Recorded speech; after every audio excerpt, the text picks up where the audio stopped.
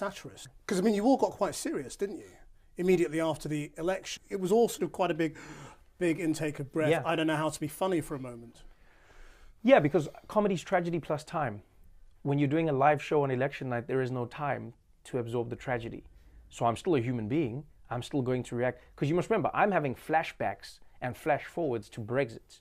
Look at how there was a spike in xenophobic attacks. Look at how there was a spike in racism and hate speech. Look at how there was a spike. And I was going, if that can happen in the UK, what's going to happen in America? When Donald Trump, who has run a way more incendiary campaign than a Nigel Farage and his Leave campaigners did, can you imagine what that's going to spur? When white nationalists and neo-Nazis were rising up, when the KKK was holding rallies in support of Trump, that was always in the back of my mind. If this guy wins, and I always said it, the message that it sends is one that, you know, ignites the worst in people. And so in that moment when they said Donald Trump is winning, and you go, wow, we are in for one hell of a ride. Did you wonder whether it was fake news? For a second, I thought it was a sketch. There was one moment where he's coming down the stairs with his family to accept it. And I said to my friend, we're watching this, and this is 3 a.m.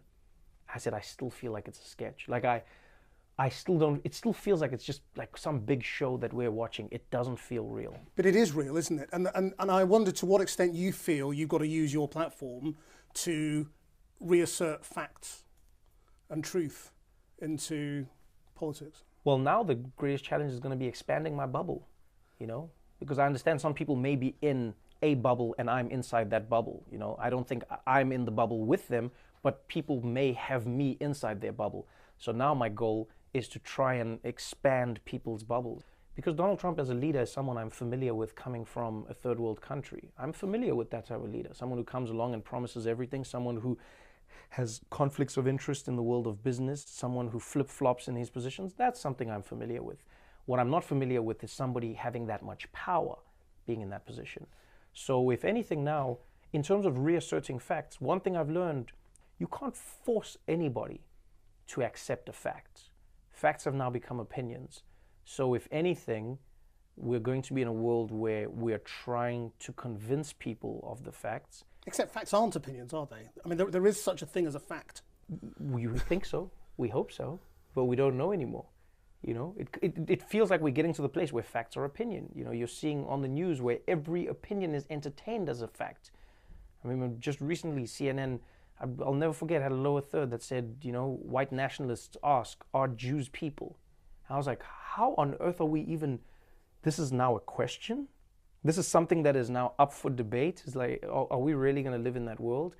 So I think if anything, we're going to have to wait, unfortunately, for the breaking of promises, because once people have that happen, they start to become open again to the idea that maybe they've been swindled.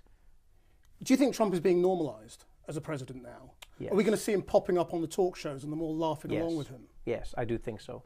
I think now a lot of people are going to normalize Trump. I think now you will see people very quickly acquiesce to power.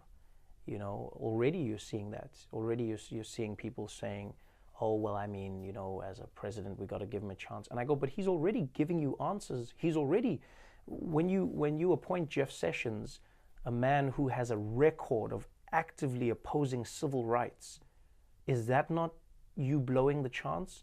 When you appoint to the White House as one of your chief advisors a man who runs a website that is a known hub for neo-Nazis and white supremacists, is that not blowing your chance?